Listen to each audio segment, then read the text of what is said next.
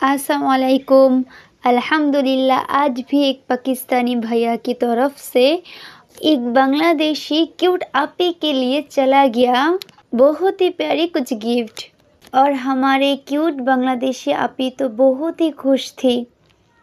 और आपी एंड भैया की खुशियाँ देखकर तो हम भी अल्हम्दुलिल्लाह बहुत खुश हो।